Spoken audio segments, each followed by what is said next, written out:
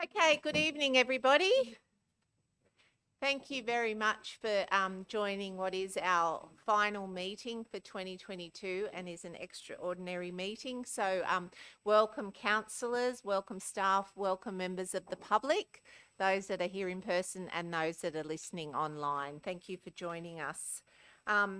Just members of the public that have registered to speak by audio-visual link on an agenda item, could I please ask you to keep your microphone muted and video off until invited to speak?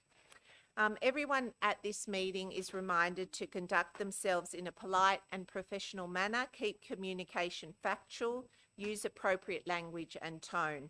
Do not use any defamatory or derogatory remarks, and defamation laws apply to addresses in public forum.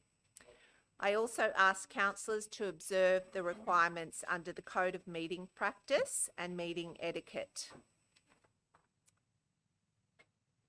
For the efficient conduct of this meeting, it is not necessary for any matters to be repeated. If you agree with and raised by any previous speaker, it is sufficient for you to say that you agree with the points raised. I remind all present that the video recording is an official record of council and may be made available to persons upon request in accordance with the Government Information Public Access Act 2009. No other recordings are permitted. I begin by acknowledging the traditional custodians, the Gadigal and the Bidjigal of the Eora Nation, and we pay our respects to elders past, present and emerging. The people of the Eora Nation, their spirits and ancestors will always remain with our waterways and the land, our Mother Earth. I would now like to invite Reverend Andrew Harper from Bay City Church, Arncliffe, to open the meeting in prayer. Thank you. Please be upstanding.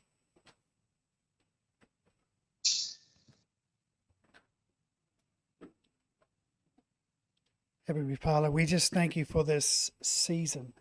We thank you that you are the reason for this season. We thank you for this Christmas period that's approaching, and we thank you for what it brings, the excitement it brings to our community and to all of us.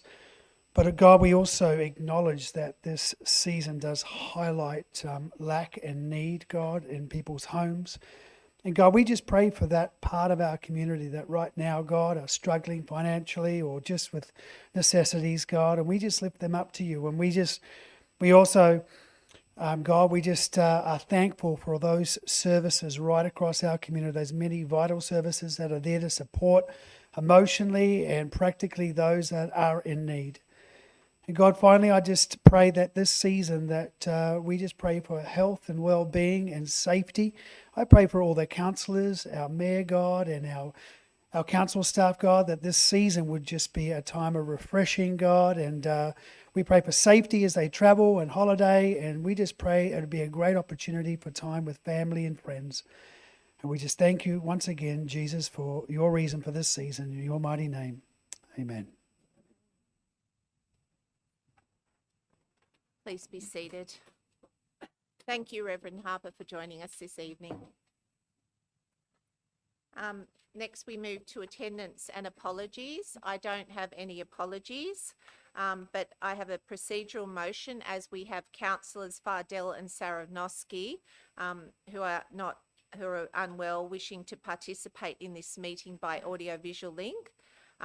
Do I have a mover and a seconder? Moved, Councillor Morrissey, seconded Councillor Jansen. All those in favour say aye. Against, declare it carried. Now we'll move to disclosures of interest.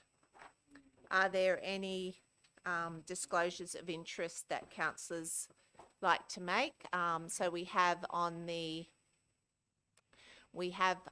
in front of us on the screen, Councillor Fardell, item 9.1, rescission motion, declared a less than significant non-pecuniary interest. In item 9.1,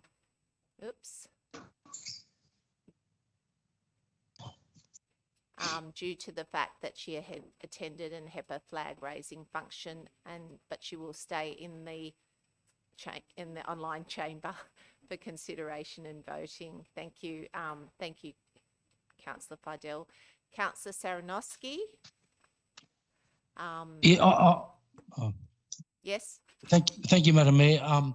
Same item. I'm declaring a less significant non-pecuniary interest as 2 years ago I attended the HEPA building at Rockdale for a flag racing ceremony.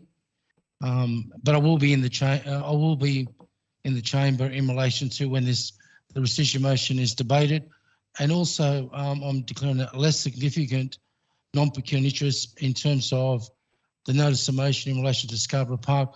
One of the persons or one of the residents that put in the submission 40 years ago, they bought a property from my dad's office. So it's less significant, but I wish to declare it, but I will be in the chamber.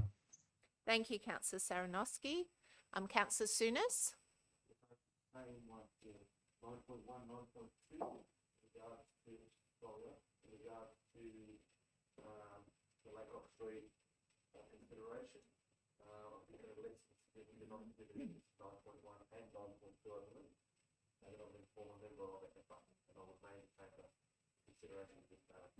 Thank you, Councillor Souness. Councillor Awada. Thank you, Madam Mayor. Again, with item 9.1, declare less than significant non-pecuniary interest on the basis that my family live in the same street in close proximity to the site. Thank you, Thank you. Councillor Awada. Councillor McDougall? No? So, Councillor Muscat? Yes, I have a less than significant non-pecuniary interest in item 10.1, as I am a member of Botany RSL sub-branch and we hold our meetings in the Botany Golf Club house. But I will be staying in the chambers for consideration and voting. Okay, thank you, Councillor Muscat. Did you, Councillor Sorry, McDougall? Madam Mayor. Can I make a clarification? Yes. Sorry, Councillor Awada. Just with 9.1, I think same declaration for all councillors, I think, would have to go to 9.2 as well, considering it's on their business paper. For those that attended. So, Councillor McDougall is on the, as per. Okay. Thank you. Are there any other disclosures? No, no other disclosures. All right. That now brings us to some exciting presentations this evening. So as councillors will be aware, we held a Christmas card competition and we also held a Christmas flag competition. And I would like to acknowledge everyone that entered submissions for these competitions. So choosing winners, as you can imagine, was a very difficult task due to a number of quality entries, but our panel worked their way through them. And in the end, we chose 4 winning Christmas card designs.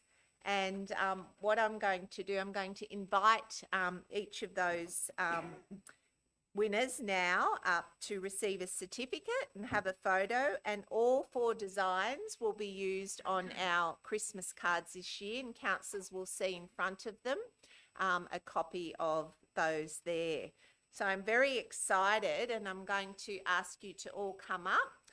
One of the winners is Miss Gail Hewitt, Mr. Adrian Mailing, and Miss Danielle Shreedman, and Miss Shay Divletta Sant. Shay couldn't be here with us tonight, and I'll come down and come to me, Gail.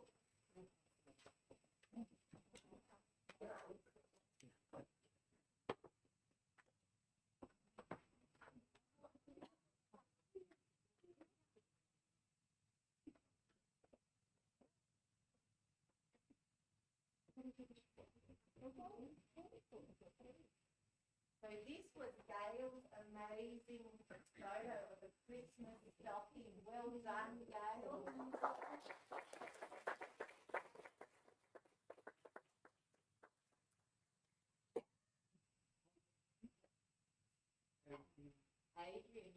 Adrian made this stunning Christmas tree.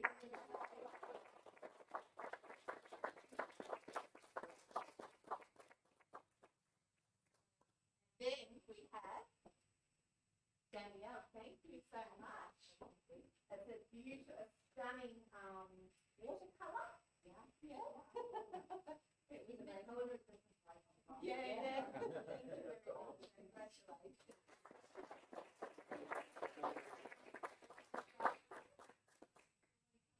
You want to come around to the battle? Yes. Come here. Come next to me. You want to come closer? Yes. You want to stand next to Dale? I'm going to look at the camera here.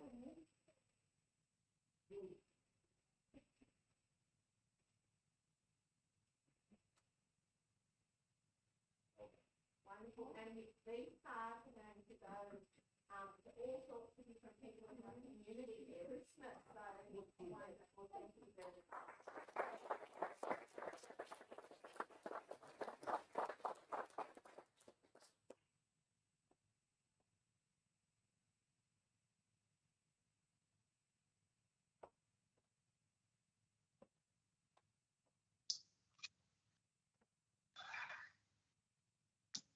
I'm now going to invite the winners of our street flags up to receive a certificate and have a photo. So in addition to one of the entries submitted for the Christmas street flag competition, it actually captured the sentiment of our Australian summer in Bayside beautifully. So this design lends itself perfectly for use for a flag for Council's Australia Day celebrations and has been chosen for this purpose. So this design will be on flag poles from the 14th of January to the 4th of February. Whereas our Christmas flags will be going up on the 10th of December and they will fly till the 14th of January. So I'd now like to invite the following people up. So the Christmas flags, Miss Daniela Bazina, Mr. Josh Lawrence, and then for our Christmas street flag, Australia Day flag is Mr. Man Yung.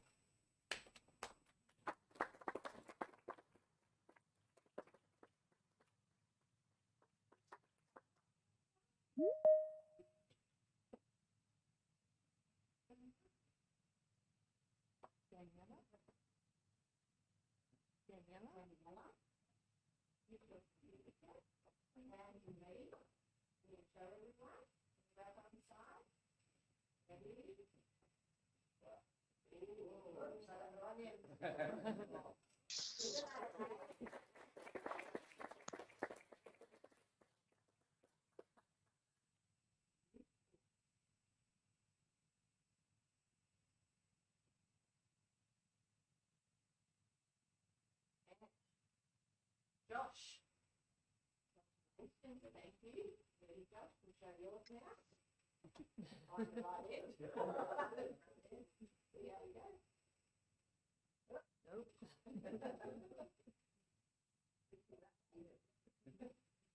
Look at this one.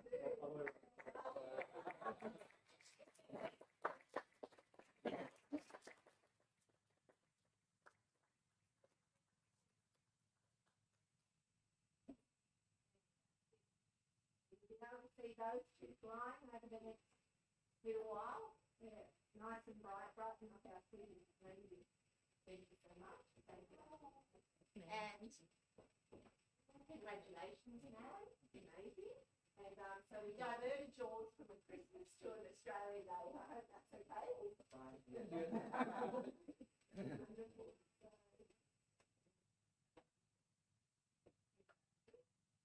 Look at that.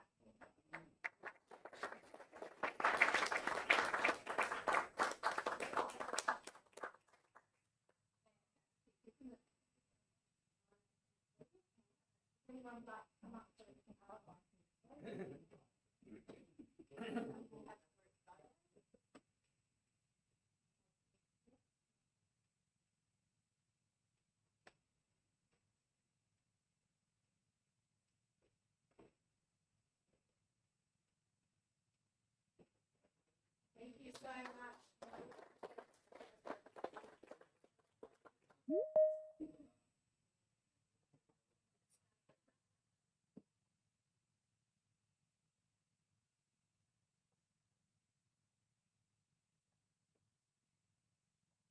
Thank you so much for coming, everyone.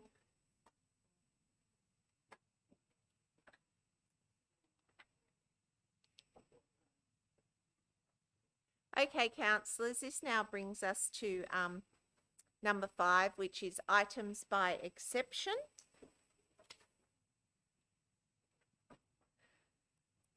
So if there are, so the items that we're going to be, that have to be pulled out is item 7.1 because it's a division due to a planning matter. The other items are obviously the notices of motion. Are there any other items that anyone, and the confidential item as well, are there any items that anyone else would like to pull out? No items?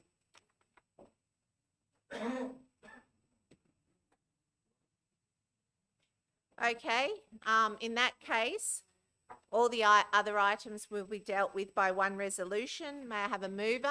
Moved, Councillor Morrissey. I'll move it. Seconded, I'll second Councillor it. Saranowski. All those in favour say aye.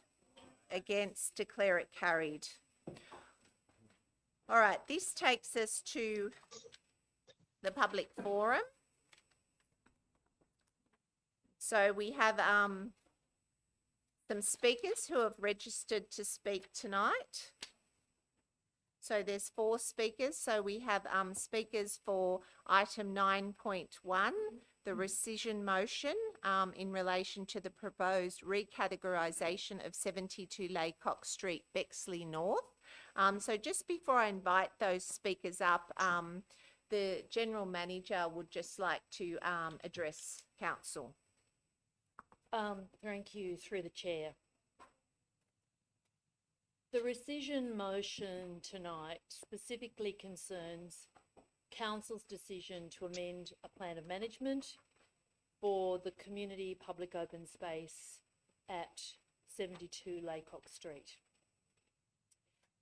You will know that currently 3 sectors of that land are categorised as general community use, and a small part is categorised as sports ground.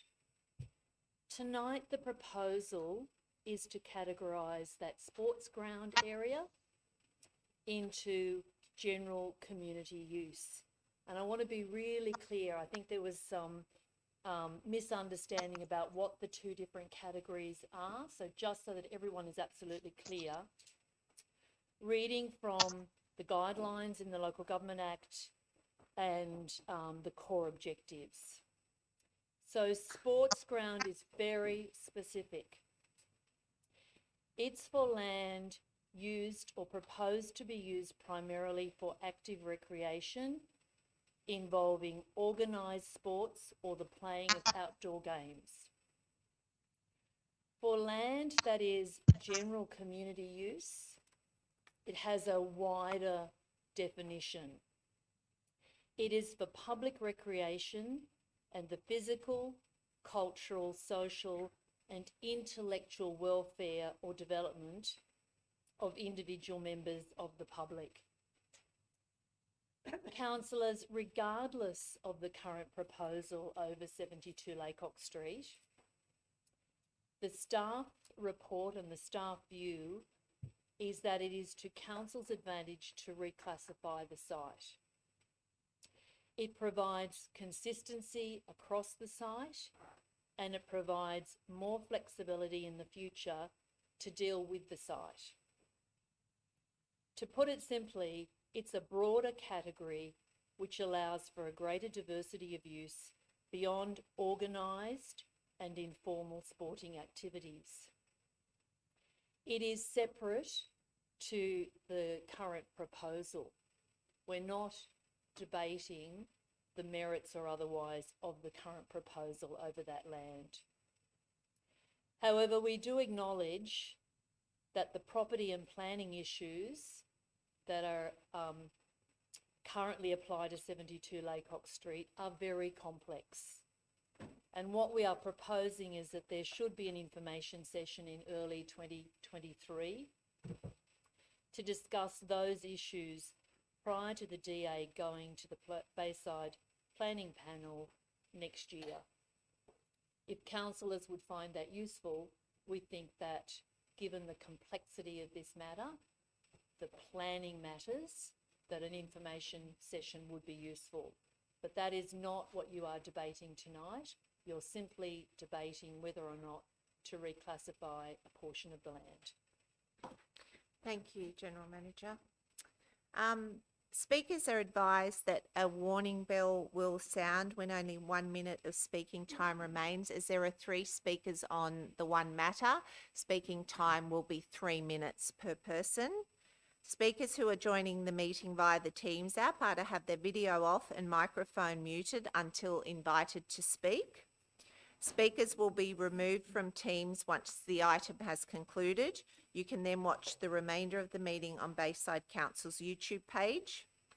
If you registered a written submission, these have been provided to councillors prior to the meeting.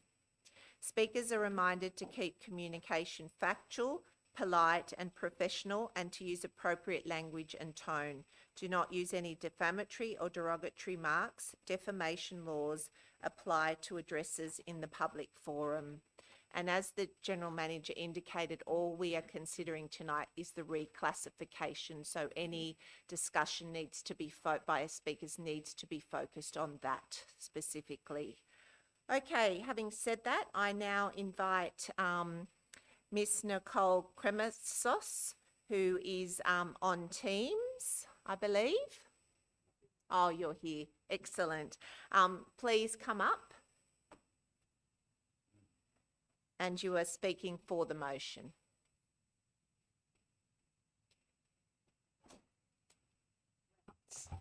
Thank you. Hi all, can you hear me? Yes. Fantastic. Thanks for joining us this evening. I'm obviously here on behalf of the surrounding community and affected neighbours, so I'll make it very brief. The key concern that I have, or that we have, I think I can speak on behalf of my fellow neighbours, is how and why this area would be recategorised from a sports ground, as was its original intention, to general use. Being that, first and foremost, the ground was always used as a lawn bowling facility, hence it being a sports ground. That's first and foremost the primary concern.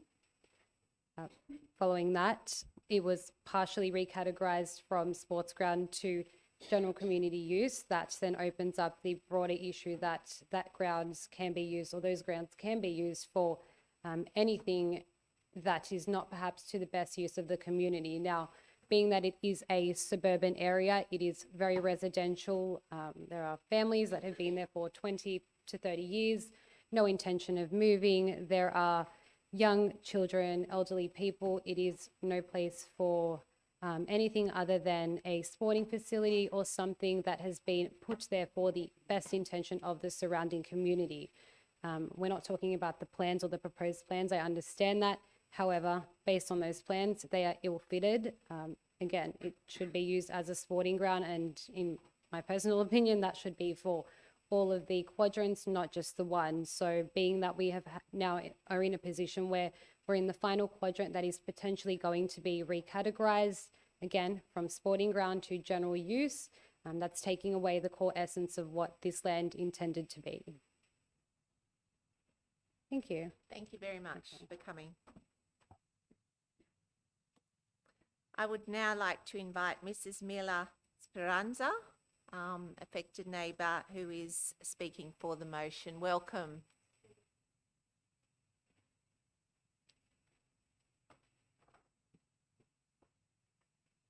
Thank you. Thank you for the opportunity. I am speaking for the rescission motion, item 9.1, in respect of the proposed recategorisation of 72 Laycock Street, Bexley North. As a concerned resident and neighbour, I'm disappointed with the lack of community consultation regarding the recategorisation proposal. As a resident of Coveney Street, I can confirm that I did not receive the notification letter dated 8th of July, and also many of my neighbours in Coveney Street and Laycock Street did not receive the notification letter. Feedback from these residents not receiving the notification letter meant that they were unable to provide submissions in favour, in support or favour of this proposal, or in objection of the proposal. So many people in the local resident area didn't know about it and weren't able to provide any feedback or submission. I oppose the recategorisation to general use, as the change is not in favour of the local community and does not benefit the community in the area.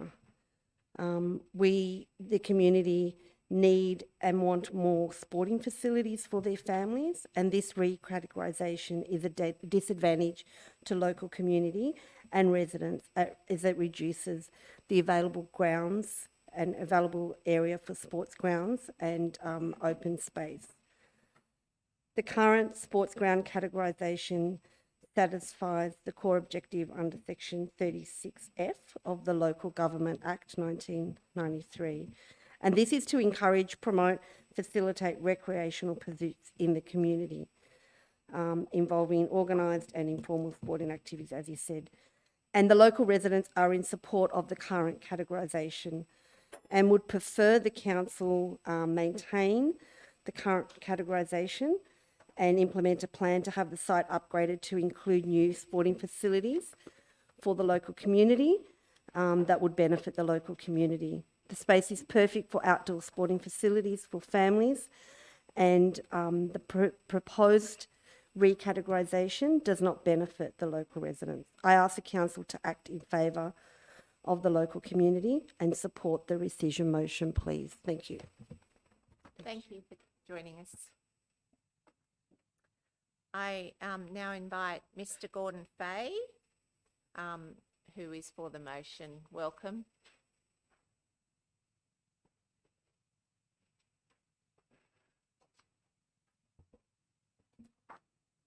Yeah, thank you, Madam Mayor and councillors, for the opportunity to address council this evening. Also, I wish to acknowledge that some of our neighbours are in the gallery and have turned up in support of the rescission motion as well. I'm supporting the rescission motion agenda item 9.1 to rescind the resolution relating to item 11.3 CWA 22.033 adopted at council meeting held on 23rd of November for the following reasons. The City Works and Assets Committee at their meeting on 9th of November 22 recommended, after part of the meeting was conducted in closed session, that this matter be deferred to an information session prior to the December council meeting. It is my understanding that the information session did not take place, yet council proceeded to approve the recategorisation without full knowledge and understanding of the contents of the independent report to council prepared by Parkland Planners dated the 4th of October 22. This did not allow councillors who required additional information and or clarification to give due consideration to a matter which greatly impacts the local community and residents living in close proximity to 72 Laycock Street.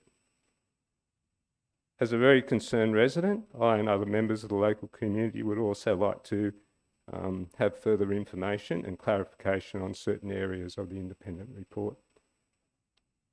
The report stated that 97% of the community had made representation or submissions to council were opposed to the recategorisation.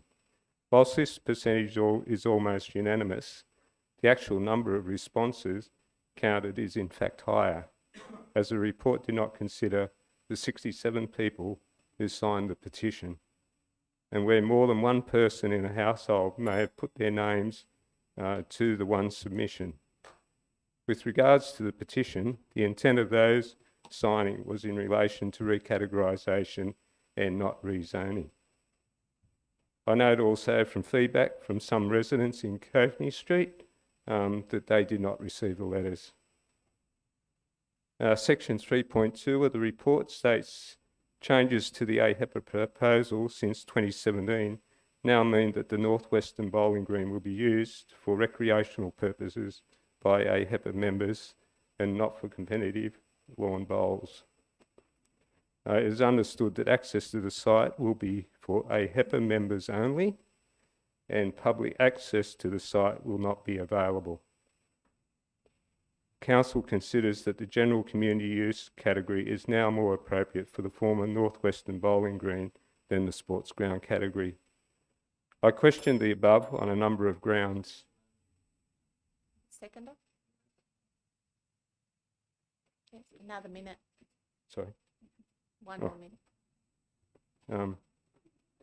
I questioned the above on a number of grounds. Section 36L, General Communities Use of the Local Government Act, specifically requires the management of the community land to promote, encourage and provide for the use of the land and to provide facilities on the land to meet the current and future needs of the local community and of the wider public at its core objectives.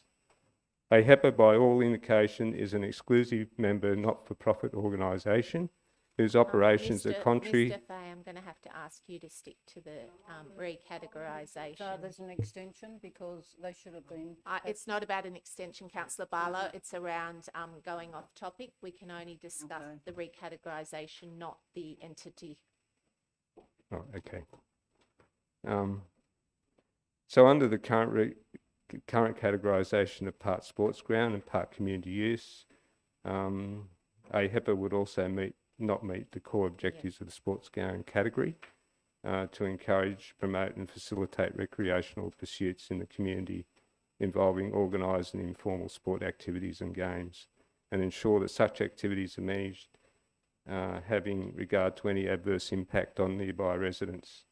I also query why the need by council to even change the current category of part sports ground and part community use, as the most current AHEPA development application before council has a half-size bowling green proposed in the southeastern quadrant. Thank you, Mr. Fay. That's time. Yeah. Thank you, Mr. Fay.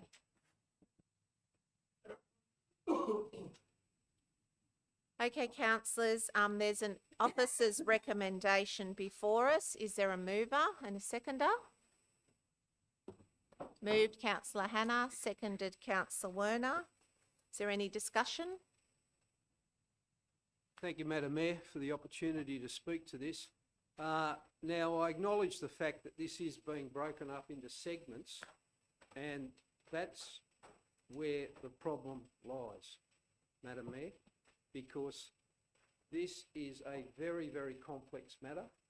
We have a number of new councillors here, and one of the reasons that I'm supporting this rescission motion is that I want it to come to an information session where we can look at everything in regards to this application, the recategorisation, the whole picture, Madam Mayor. I know we did have a session where we were addressed and we were given a slice, but I can go right back to, I think it was about April 2016 when I was last on council, and that's when this matter first commenced. We're now 6.5 years down the track, and I think a little bit more delay is not going to make any difference to bring everyone up to speed, because we've actually gone through Rockdale City Council, administration, Bayside Council, and now Bayside Council again. So this is actually the fourth set of decision makers that have been involved with this. So that's why I'm supporting this rescission motion. I'm definitely not personally in a position to be able to make a decision on this. I felt uncomfortable about it in April 2016, and I've got to tell you that I feel even less comfortable now. So unless I can get all the information that I need in regards to the recategorisation and everything else, I'm going to be forced to actually vote no when these things come up, because I really feel like I am lacking the information that I need.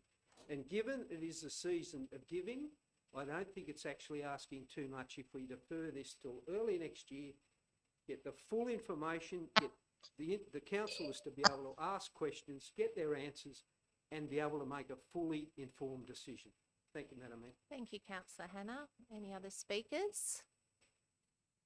Yeah, Madam Mayor, Yes, councillor Saranoski.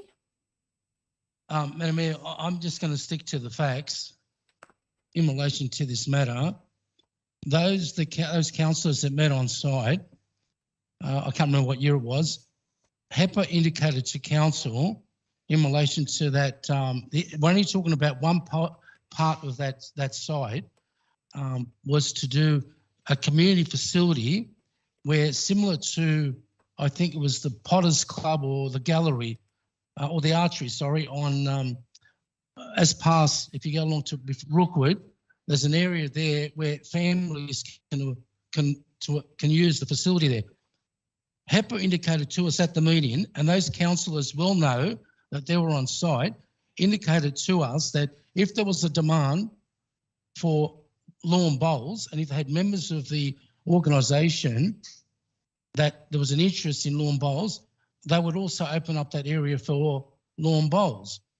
Now, councillors, those that have always opposed this application will get another crack at it when the DA is considered by the local planning panel. All we are discussing tonight is the reclassification of a small area on that site. At the moment, the site is derelict.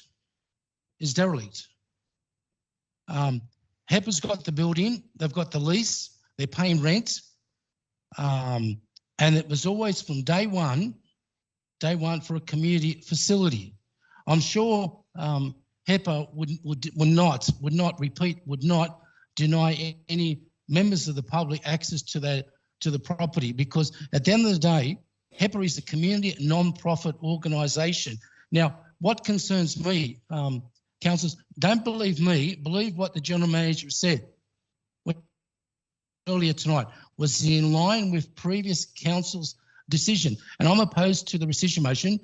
Some of the issues that have been raised by the residents relate to planning matters, and that will be discussed by the planning panel, which we councillors have no role in. The quicker this building gets renovated, the better it is for the broader community. Thank you. Thank you, councillor Saranoski. Are there any other speakers? Councillor Werner. Thank you. I'm for this rescission motion, and the reason is that I also think we need an information session. What I need to know is why was Quadrant 2 kept as a sports ground in the original tender? And I believe that a lot of, all the tenderers were tendering for the same thing, and now suddenly to change it doesn't really seem fair to the original tenderers. And so if the successful tenderers were happy to use it I'm just going to interrupt you, councillor Werner, because we're just focused on the recategorisation. We can't discuss other matters that are not related. This And is the about tender, the I'm speaking, please wait. And the tender process is not part of what we're discussing tonight. We're simply discussing the recategorisation. So I'm going to have to ask you to keep your comments specifically to that, please. Okay, sure. All right. So my second point is, in number 2 of the original motion, it says that the recategorisation is recommended because of a proposed future use. So to me, that would seem putting the cart before the horse. Why don't we hear about what the proposed future use is before we decide to recategorise? I think we don't have enough information. We need to know what the proposed use is before we recategorise it. And that the current use is sports ground, which includes informal use and formal games and things like that.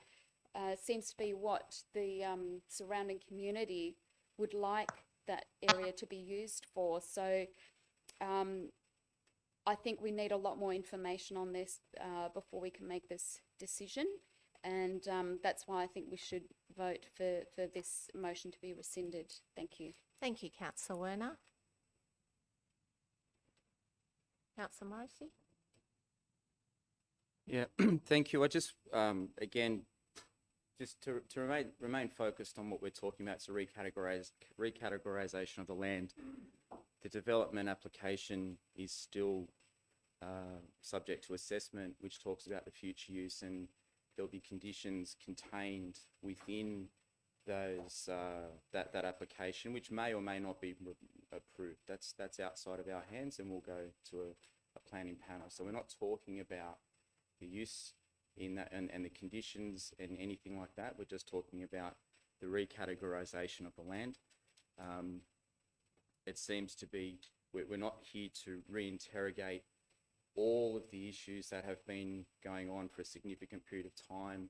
There's been a lot of legal guidance and advice provided, which is all available, understood, and council has been bound or is bound by decisions that have been made in the past. So for that reason, I do not support this rescission motion.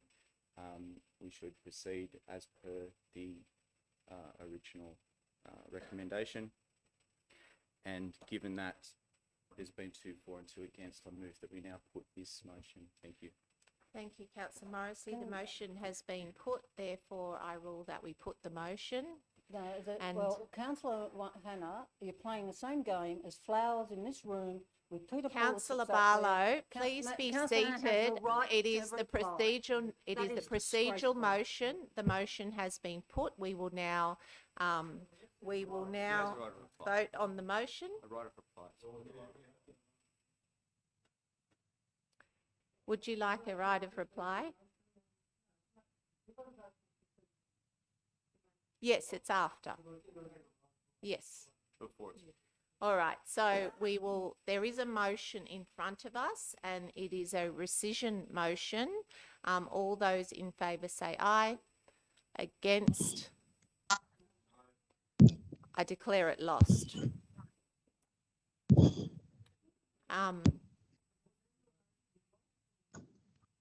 The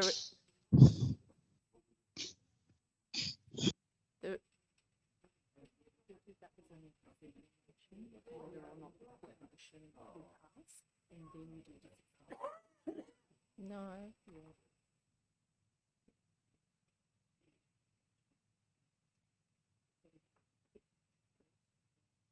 Put motion. Yeah. through governance and my understanding, and I just, we've got to make sure this is done correctly. We're not trying to do it. So my understanding is that there's been 2 for and 2 against, which means that the motion must be put. But before the motion is put, the mover has a right of reply. Just a slight change. The motion is put, needs to be put, and then if that motion is carried, you then put the actual motion before that motion is voted on. The mover has the right to reply. So you've got to put the motion to a vote. Put the put motion. Okay. All right. So we are now putting the motion that we move to that put the motion. So all those in favour say aye. Against? I declare it carried. Now we will go to there's a call for division. Do I have a seconder? Who's called the division? Okay, Councillor Barlow seconded. Councillor Tsunis. Okay, so this is that the motion. This is purely that the motion be put. Councillor Morrissey, Councillor Muscat, Councillor Fardell. 4. I'm not hearing very well. So we're just putting the motion For the rescission. No, we're putting the motion that we put the motion. So basically just saying Okay. that we can move on to debating the rescission. Okay, thank you. I can't quite hear it that well. Okay. Yes, I Paul. agree. Thank you, Councillor Fidel. Councillor Jansen 4. Councillor Naji. Against. Councillor Saranowski. 4. Councillor Sunis. Councillor Werner. Councillor Wada. Councillor Barlow, Councillor Hannah, Councillor Douglas, Councillor McDougall, Councillor Sedrat, and I am for. So therefore, we now move to deal with the rescission motion. So we'll put the rescission motion. Yes, yes. And prior to voting on the rescission motion, Councillor Hannah, you have the right of reply. Stage again. Thank you, Madam Mayor. Look, all I can do is throw myself to the mercy of the court.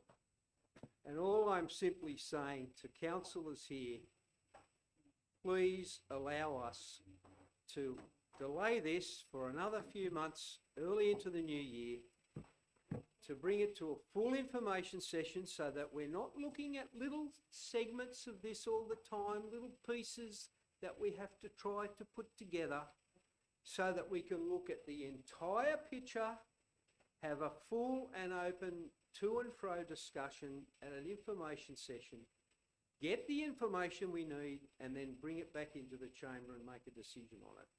I personally don't think that's asking too much. It may well be that I will change my view, the way I'm leaning on it, if I get that further information. That's all this is asking. In the same way that all this is asking is the recategorisation of one little component, all I'm asking is that we simply defer it for a couple of months, we bring it back in the new year, and we have this information session. I really don't think that's asking too much. So I implore those that are trying to get this through quickly. It's been 6.5 years. Another couple of months is not going to make too much difference to it. Thank you, Madam Mayor. Thank you, Councillor Hannah. We will now vote on this item. So just to recap, we are voting on a rescission motion. The rescission motion is to change the previous, what went through last meeting. So all those in favour of the rescission motion say aye. Aye. Against? Aye. I declare it lost. Division? Seconder? Second. Councillor Douglas. Okay, we'll go along there. Those, so Councillor Morrissey against, Councillor Muscat, Councillor Jansen. Oh, sorry, Councillor Fardell.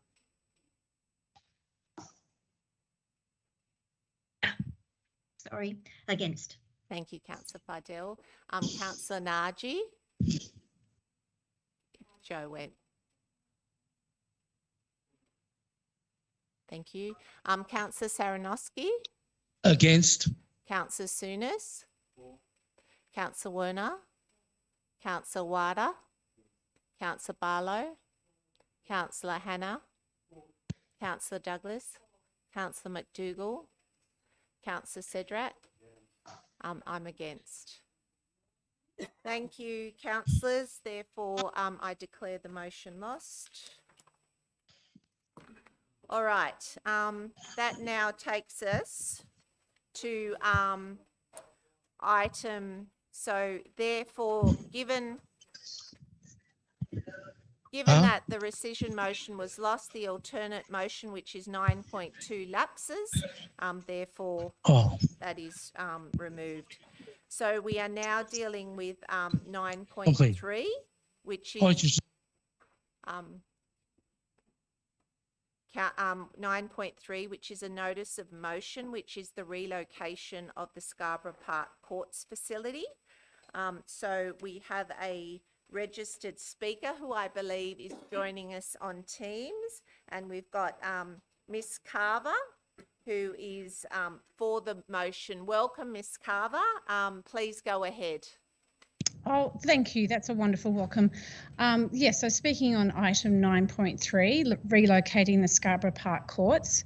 So, Madam Mayor, councillors and staff, I'd like to thank Councillor Werner for drawing attention to the design, upgrade and importantly that Bayside houses this rare ecological system. So I'm speaking for the motion submitted by Councillor Werner to consider relocating the courts outside of this ecological system. I'm actually blown away that this rare area is right here in Bayside. And I've read about this on the New South Wales State Environment Register. This is incredible, and it's propelled me to talk tonight. So recently we had COP27, the world's largest climate conference that just finished in Egypt, and the UN's just opened the Biodiversity Conference, the COP15. The Secretary General remarked that together we'll adopt and deliver an ambitious framework because we need to have a peace pact with nature and pass on a better, greener, bluer and more sustainable world to our children. Biodiversity is now part of our pathway to a better environment, and it's part of the environmental language of our times. Looking at the federal level, we have a clear understanding from the State of the Environment report released earlier this year by Environment Minister Tanya Plibersek that our environment is code red. We're losing species, we're losing environments, and the quality of our air and water is at risk. And we have poor outcomes for our systems according to the CSIRO. But what can Bayside do? Well, Bayside has 2 biodiversity reports on their website. They're called Rockdale Biodiversity, and they're dated 2014. There are lots of recommendations in there, one of which was to update the reports every 5 to 7 years. That was 2014. So if these reports are being updated or they plan to be, it'd be great to know. Has Bayside set any biodiversity goals similar to the federal government, where 20% of the environment is to be preserved by 2030?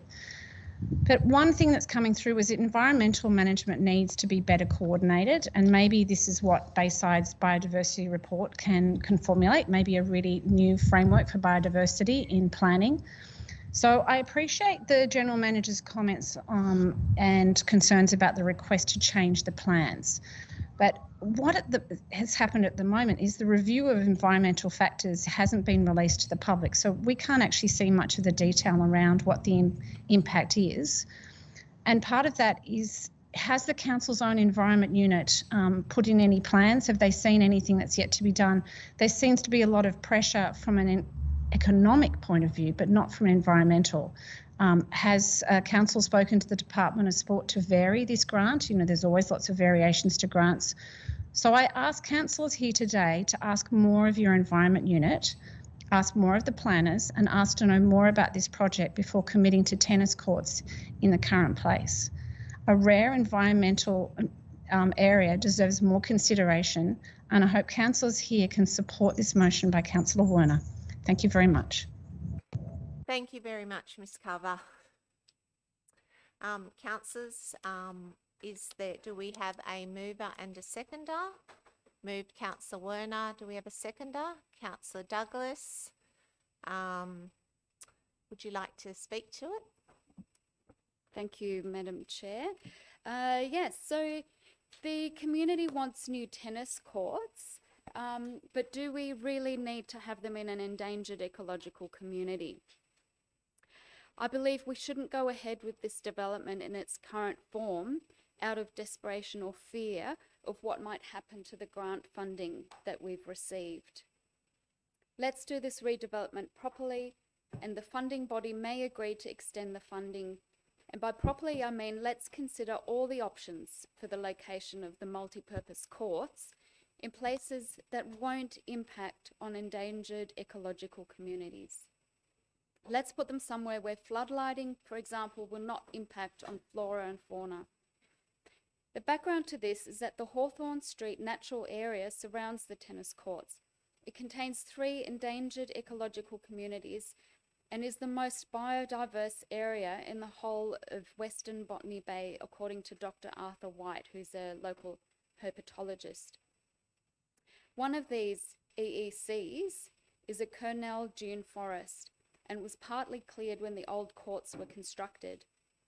Such an action would be illegal today because of the environmental protection given to endangered ecological communities by the state's Biodiversity Conservation Act 2016. The EEC classification remains despite the presence of the old courts in that they are capable of natural regeneration when the impact is removed. Now, I've been down there to have a look at the courts the way they currently are, and there are some trees growing inside. There's bushes and things growing back and sort of coming back through the cracked concrete. So that shows that the site is capable of regenerating itself. And what about the lighting? I think it will be more difficult for an operator to run the courts as a viable business without lighting to extend the time the courts are usable in winter. Council's current plans include infrastructure for lighting, but what will the effect be on birds and other local fauna if that lighting does go ahead? Council assures us that an REF has been prepared and that there will be a construction environmental management plan. This is what is required by the planning process, and it is really good staff have prepared these. But experience shows that sometimes the pieces of paper such as these are not enough to protect our ecological heritage and communities. It seems that council plans are one thing and the works that are done by the contractors are sometimes another. And I'm thinking about what happened at Barton Park, a Ramsar listed natural area, meaning that Barton Park is has international significance. Bird watchers are telling us that the number of birds there has dramatically decreased since development started there. Our significant natural areas are too precious to risk these kinds of development. Let's protect the Hawthorn Street natural area for good and have the courts removed. Protecting our natural areas is worth the extra time and money that it would take to consider other options. Thank you. Thank you, Councillor Werner. Are there any other speakers? Councillor Douglas? I want to thank Councillor Werner for raising this issue, and also Arthur White, who sent an email out to all the councillors yesterday explaining some of the environmental issues pertaining to this, which I wasn't aware of. As a councillor for Ward 5, I do know this area quite well, and it's exquisitely beautiful and very rare in Bayside to have this kind of forest that's very intact, very beautiful. There's creeks through it. I don't know if you've walked through it, but I urge all councillors to go and have a look at it. It's a beautiful asset to our community, and there's not much like it in Ward 5 in particular, but really in Bayside in general. We, as a council, we have a responsibility to look after these green spaces. And I know we've done a lot of work recently planting trees, and I commend council for that. But there's no point planting a few trees on one hand and then destroying ecological communities on the other. And we've seen recently with Barton Park that the community has felt that we've handled that clumsily. And whether that's us or the contractors, as Councillor Werner pointed out, we do risk reputation of this council if we continue to neglect our precious green spaces. And what Arthur White pointed out is that it's actually a legal risk as well. So while we do have this $1 million of multi-sport grant funding here, I do support what Arthur White said, which was we should have done this work on the ecological status of this area before we applied for that grant. And I do want to ask the question of the Mayor, do we actually have biodiversity goals at Bayside Council? Who will I refer that to? Yeah, we'll take that, Council will take that question on notice because it doesn't form part of this discussion. Sure. I mean, I do think that is an important point raised by the public speaker today, Catriona Carver. And I think that we do need to get better in terms of our environmental management as a council.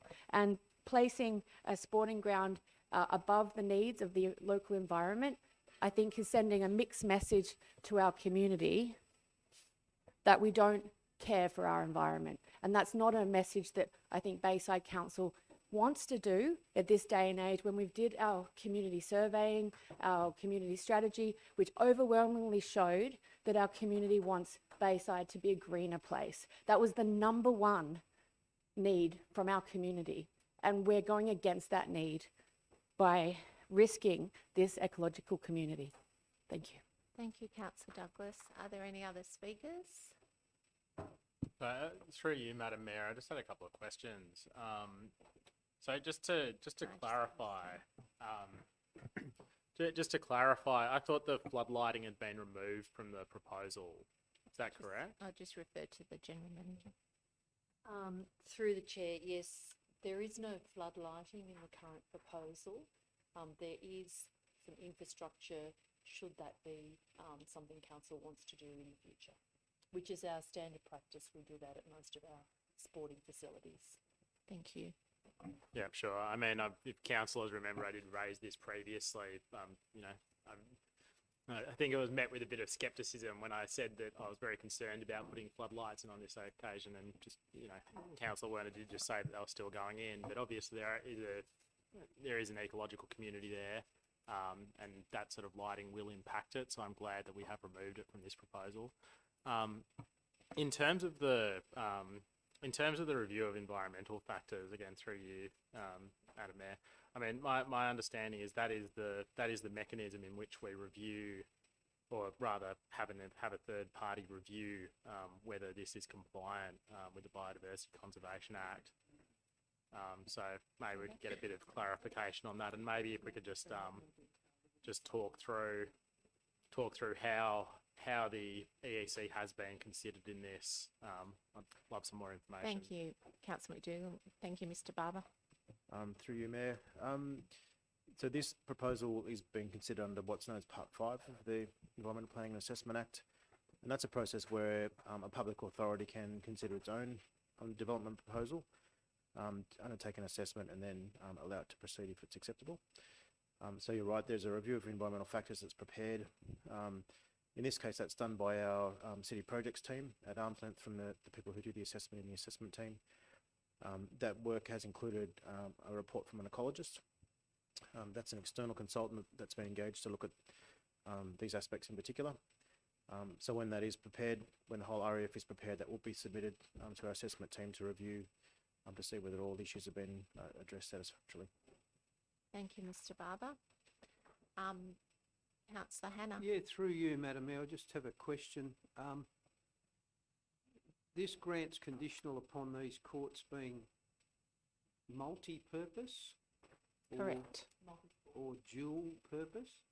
At the present moment, I went down and did a site visit, and I counted, I think, six. Sound like a New Zealander. 6. Freudian slip. 6 courts. Now, to be multi-purpose, are we talking? I thought I heard basketball. Are we talking 3 basketball, 3 tennis, or are we talking 4 tennis? 4 tennis, 2 basketball. 2 basketball. Okay. Thank you. I'd now like to speak to it if I can. Certainly. I did go and have a good look at this, and I did also try and gauge the sentiments of the residents in Hawthorn Street.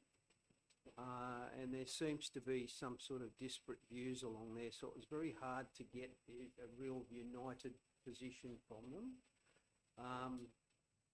I suppose the underlying theme from them was that they certainly didn't want intense use of this, and were very concerned about, tennis perhaps going or whatever till 10 o'clock at night and all that sort of thing, which is understandable. So if we've dropped the light part of it off for this point in time, then I think that could satisfy that part of it. It's certainly not an easy decision. I'd say it's, in the case of the tennis courts, it's a bit of a line ball.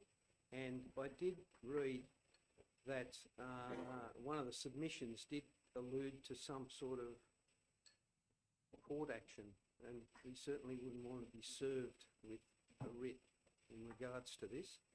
But so I think on balance, I don't think this is a bad proposal. One thing that I did like about it was the fact that there was actual a buffer zone between the road, the residents and the courts. But I do thank Councillor Werner for all the work that she's put into this notice of motion, and I do accept what she's saying. But I think, personally, if we go without the lights and it's done sensibly and we take into account the environmental side of it, I think it could probably be managed okay.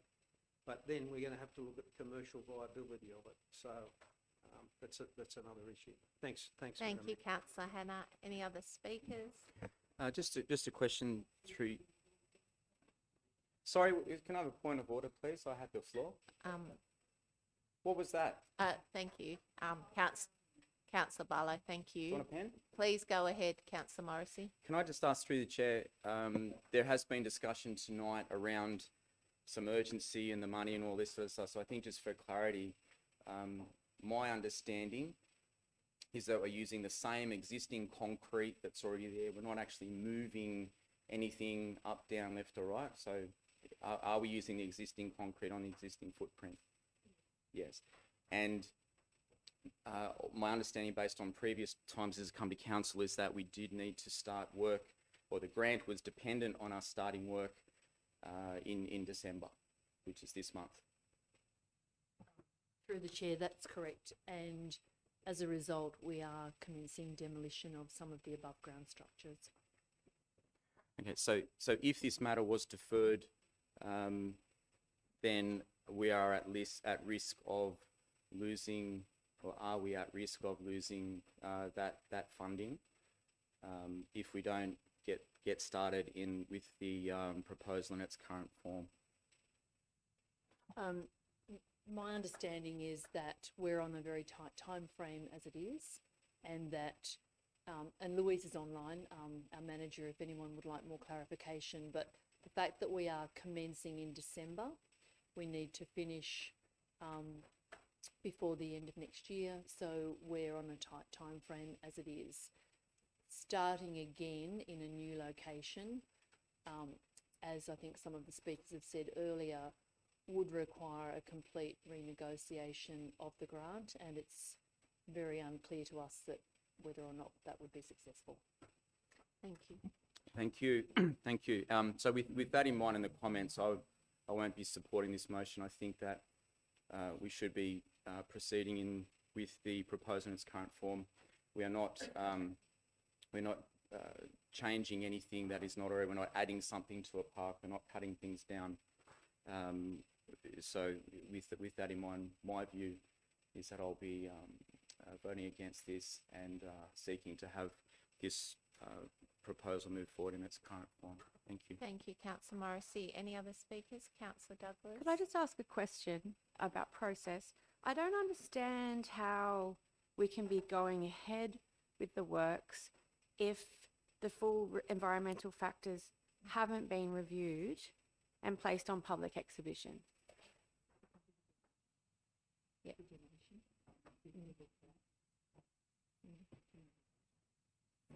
So we might just, do you want to refer to Louise? Yeah.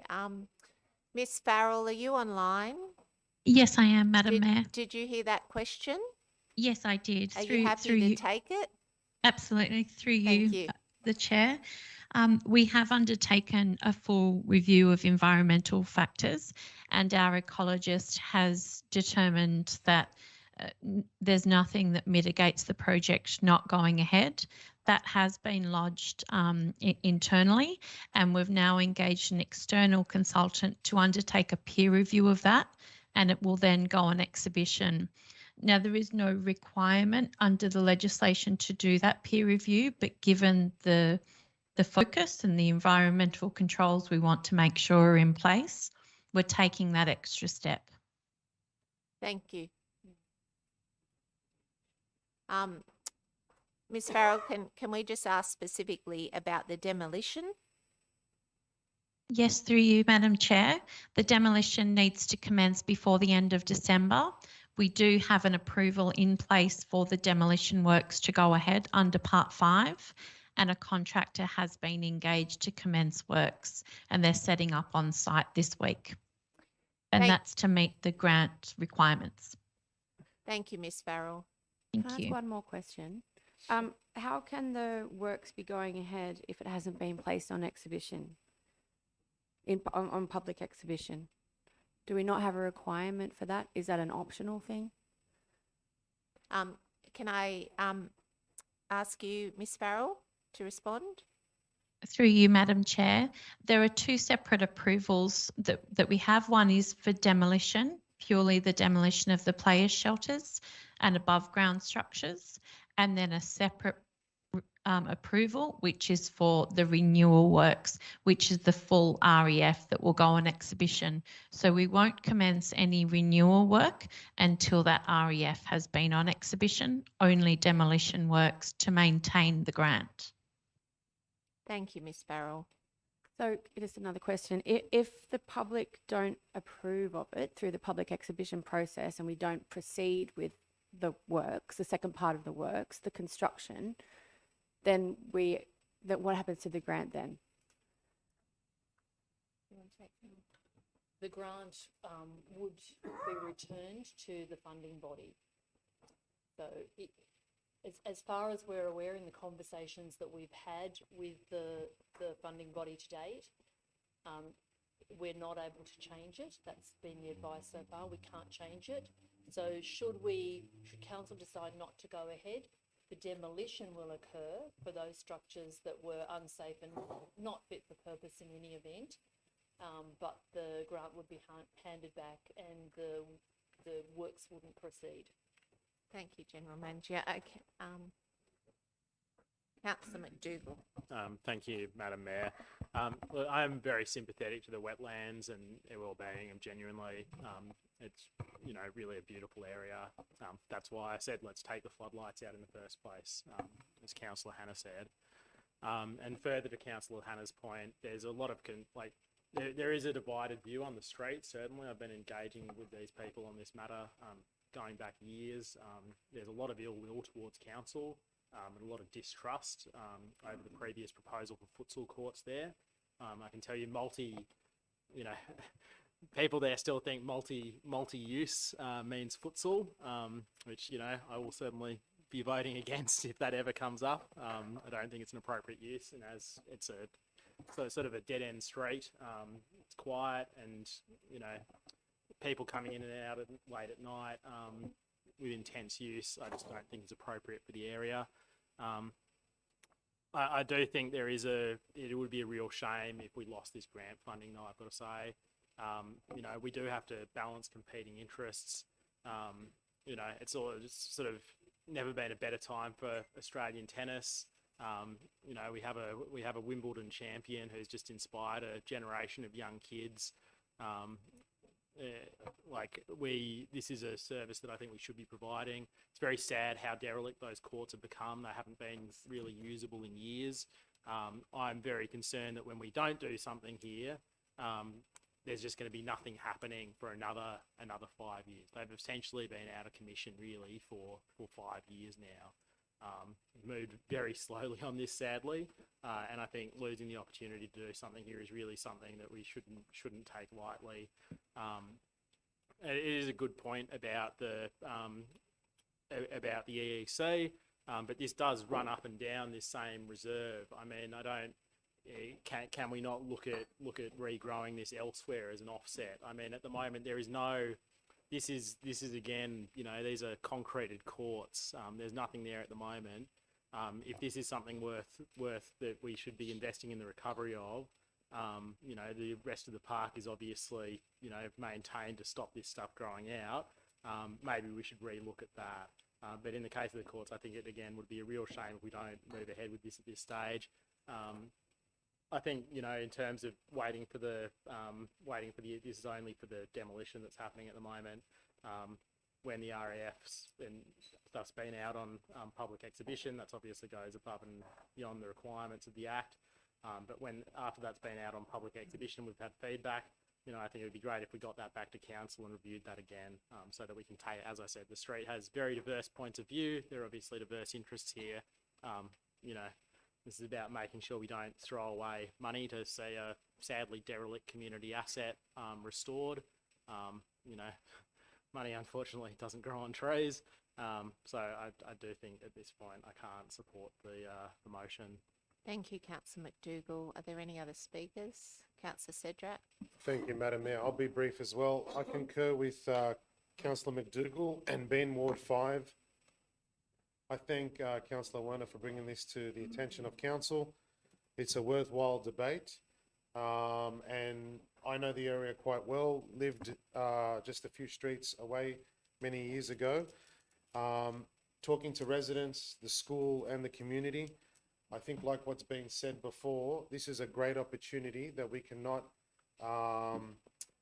let go of, whether it be through the $1 million grant through Steve Kemper. We're talking about a lot of money here, and it's not about money, but what we're looking at is an existing site with existing tennis courts. I understand the situation with the environmental effects, and I hear what you're saying. However, we're talking about an existing site that's been there for decades. Decades. People on Hawthorne Street and the Ramsgate community, Ramsgate Public School, have used these tennis courts for decades. Same with the hall. Are we going to look at every site that we've got and say, you know what, we need to knock it down? No. What we have in front of us is a great opportunity through the state government and through this funding. And what we need to be doing is improving what we have, not removing what we have. This will disadvantage the local school, Ramsgate Public, and I've spoken to members of their P&C as well as their principal about some of this. And I know some of the residents on Hawthorne Street, like Councillor Hannah and McDougall have alluded to, are both ways. We're talking about something existing. That's really my main concern. But I think more importantly, it seems like on Bayside Council, there's this perception or culture that is being established that every time we do something positive, something that is socially improves the social dynamics of our society, sporting development in our society, we know that we need sporting facilities. We've received beautiful reports about how many basketball courts we need and tennis courts. And here we are again and again, bringing up these past Barton Park, bringing up Gardner Park, and we're putting it all together so that anytime we move forward, we're all worried to say Gardner Park. We're all worried to say Barton Park, because here we go, someone wants to sue council. We need to do what's right for the community. It's not about these people. And when I spoke to a lot of the residents that don't want this don't even live on Hawthorne Street, and they live outside of Ward 5. And I get that. They have a green perspective or teal perspective, whatever you want to call it. The point at the moment right now is we need to be doing what's right for Ward 5 and what's right for Bayside Council. When someone gives you $1 million, you don't just say thank you and we're not going to use it. That's ridiculous. It's actually quite offensive, the arrogance of this council to say, you know what, thank you for this grant, but all of a sudden we don't want your money anymore. What are we? Are we toying with people? When we ask for the next grant, what are they going to look at us and say? You bunch of green independent teals just throwing money and asking for grants left, right and centre. And it's just wrong. We need to be doing what's right for the whole council. It's existing. The community want it. This is a great opportunity. Thank you. Thank you, Councillor Cedric. Councillor I Barlow. get to speak. I wasn't allowed to last time. I'm concerned about the letter we received from Dr. Arthur White. I did ask what the way he has said that we could be sued. I don't want another Gardner Park. Yes, we did give money back. I'll remind everyone, we did give nearly $1 million back to no one wanted their speed humps in a certain area. So we do give money back. But my one concern was, and I sent it to the General Manager, was the letter from Dr. Arthur White. Are we leaving ourselves open? That's all I want to know, because he's quoted stuff that I don't understand. So that's all I want to know, because it is important, because we do not want the debacle of Gardner Park again. Through the chair, councillors, normally in a public meeting, we wouldn't talk about litigation or the potential for litigation.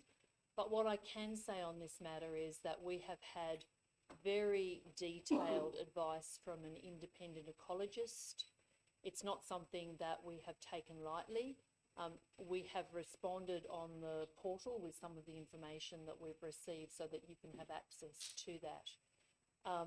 It's through the process, through the the REF, we will actually be putting up for councillors to see, as the community can see, the detail that we have investigated through an independent expert.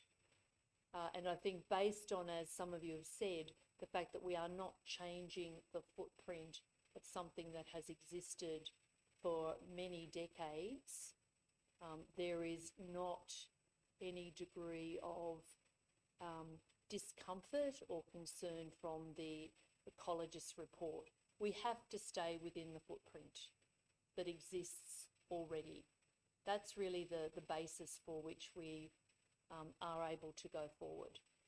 So while I don't want to talk about, and I don't think it's appropriate to talk about specifics of potential legislation, if we're confident that our independent ecologist has given us the best possible advice, and as the manager said, we are going through additional processes so that we can be absolutely confident before we proceed with any sort of construction.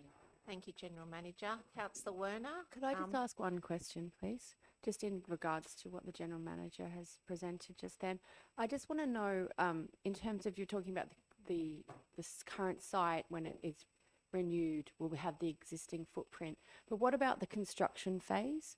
I mean, what we've seen at Barton Park is that, and I'm a little bit upset to hear I think Councillor let's just focus no, on the this current. is important because the community who live around that area, the community who come to Barton Park, were very upset. We're not discussing, I Councillor know, but that Douglas, was we are because the not construction- discussing Barton Park. We are purely construction- discussing Scarborough Park. So the construction zone at Barton Park impacted on the wetlands, okay? So what I'm asking is, while the footprint might be the same, what is the management plan for the construction to make sure that it has no extra impact other than the footprint on this rare ecological community? So through the chair, I think in part you've answered that question, Councillor Douglas.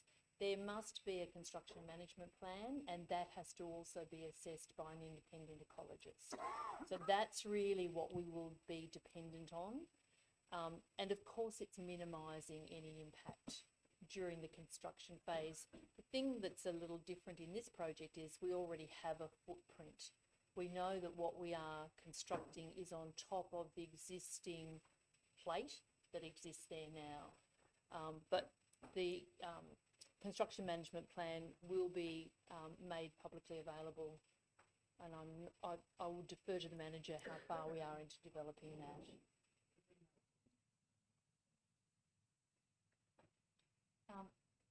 Through the chair, yes.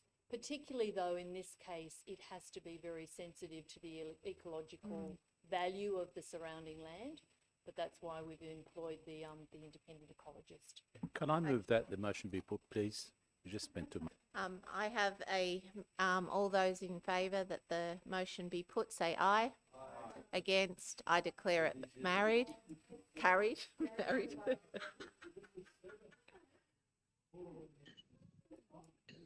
Okay, so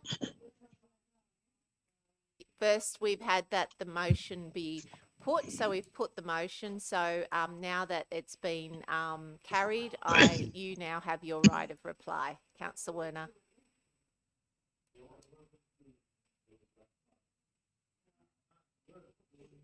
All right, thank you. Councillor Werner. Okay, I'd like to thank everyone for their input. I think it was a really important discussion. So thank you for that. The first, I'd just like to say that we don't know for sure that the funding would be lost. And I disagree with what Councillor Cedric had said about, you know, that some people might not care about the funding. I think that we're very proud of all the work that's been done by council staff to achieve this funding, and it is it's really great that we got that, and we certainly wouldn't want to throw it away. Simply, what we're asking is that those authorities can be approached, and that funding could be extended. And while there is perhaps a small risk that that funding could be lost. We don't know for sure, and we haven't seen any evidence as to either way whether it would be lost or not.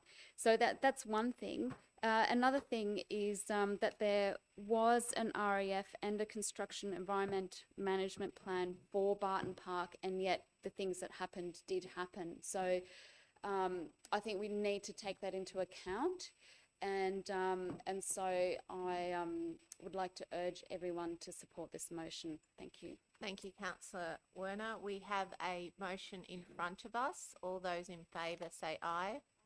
Against? No. I declare the motion lost. Do I have a seconder for a division? Seconded, Councillor Douglas. Councillor Morrissey, for or against the motion? Councillor Muscat. Councillor Fardell. Against. Councillor Jansen. Councillor Naji. Councillor Saranowski. Against. Councillor Souness. Councillor Werner. Councillor Wada. Councillor Barlow. Councillor Hannah. Councillor Douglas. Councillor McDougall. Councillor Cedric. And I'm against. I declare that lost. Thank you, councillors. That now takes us to item 7.1, which is the Bayside Draft Development Control Plan 2022. Proposed amendments. A mover. Moved Councillor Morrissey, seconded Councillor Jansen. Would you like to, any speakers? I'll only reserve a right of reply if there's any other speakers. Thank you. Are there any speakers? Councillor McDougall. I just had a genuine question. It says it's only applies to single dwelling houses, and I'm just conscious that certainly in suburbs around Brighton, Ramsgate, Monterey, certainly Rockdale, Banksia, there are a lot of houses with granny flats or secondary dwellings on them. Would this mean that you couldn't do this if there's a granny flat on the site? Thank you, Mr. Barber. Through you, Madam Mayor. A secondary dwelling is considered to be ancillary to a dwelling house, so I wouldn't think that would rule them out. No. Thank you. Any other speakers? All right, I put the Councillor Barlow. Sorry, it was just a question about the carports and just the wording that you've said you can have a flat roof, and I was wondering, well, I mean, I know pitched roofs, especially with all the Federation houses around Carlton. So how do you define what's suitable, what's not suitable?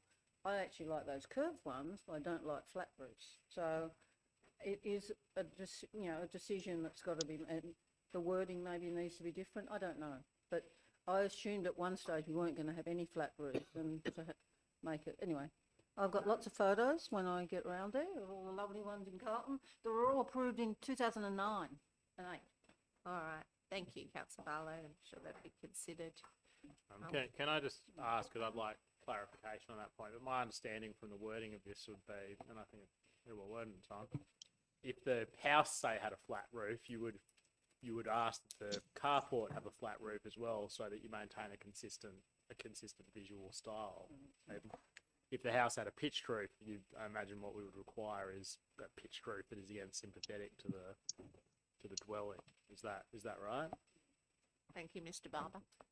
Through you, Madam Mayor. Yeah, that's the intention. So it talks about the design being consistent with the host dwelling. So this will apply across all of Bayside. So all areas, not just areas where there's old dwellings. And we do have quite a few new dwellings around the place. And so a couple would be consistent with those architectural styles. But just a question. So can they come back and argue that you said I can have a flat roof because you haven't defined it properly about should it match the roofs of the house? And the other question was, what was the other one? Anyways, that's what I'm saying is you've got, it can be a pitched roof if it's 3.6 for a flat roof, but you don't define what house, you're just saying sympathy, and people can argue that it could have been a flat roof. So but they want Um, to come back with something Madam else, Mayor, that's all. Yes, councillor Saranowski. the only issue I've always had over the number of years is being consistent.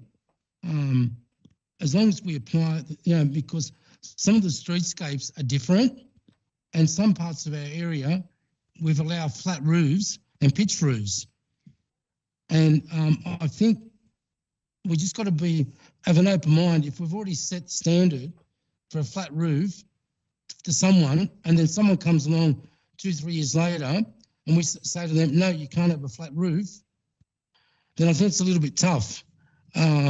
Because the general trend down at Brighton, for example, Little Grand Parade, they've all got flat roofs. Thank you. So as long as we're consistent. I'll ask Mr. Barber to respond, councillor Saranowski. Yeah, thank you. Through you, Mayor. Yeah, I think the fourth dot point there is probably the relevant one. It talks about the host dwelling and the existing streetscape. So in those situations, Council, we would look to see what fits in best with the streetscape and the existing dwelling. Yeah, thank you, thank you. Thank you. No, just a question again, I remember now. I keep forgetting who, I'm cranky. Will this be only by DA or will it be compliant development? Through you, Madam Mayor, these would be development applications. Complying development doesn't allow carports in the front setback, they have to be behind the dwelling. Thank you, Mr. Barber. Okay, no right of reply? No, I put the motion. All those in favour say aye. Against, declare it carried. We have to have a division because it's a planning matter. Wait for it to come up.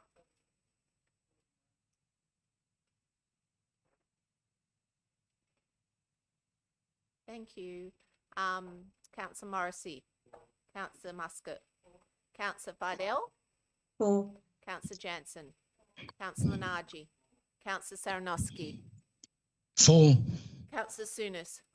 Councillor Werner. Councillor Wada. Councillor Barlow. Councillor Hannah.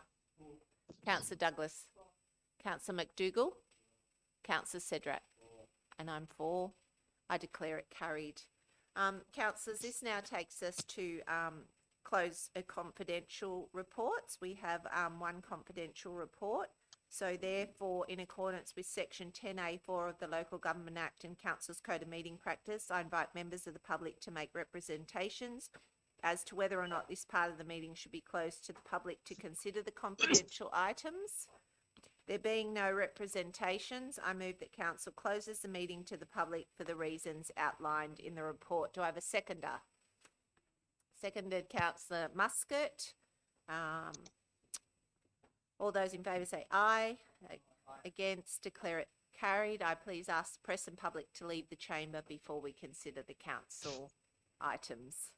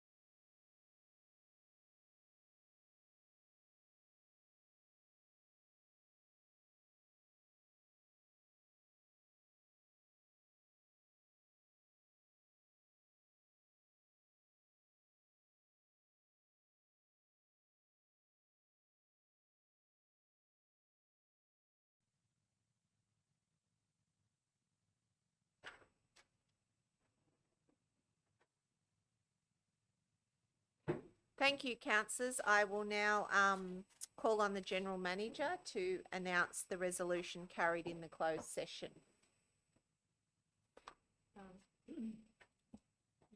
Robin, could you come up to the substantive part of the motion?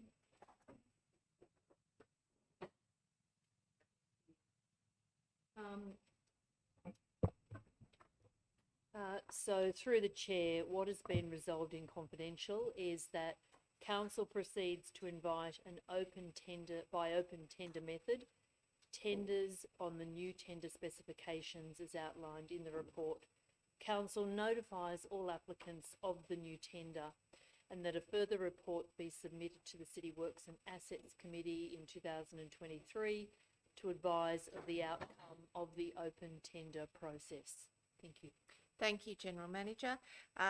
Number 11, are there any questions with notice? So we note that there are questions with notice that have been submitted, so they are there for councillors. There being no further business, I declare the meeting closed at 8:42 p.m.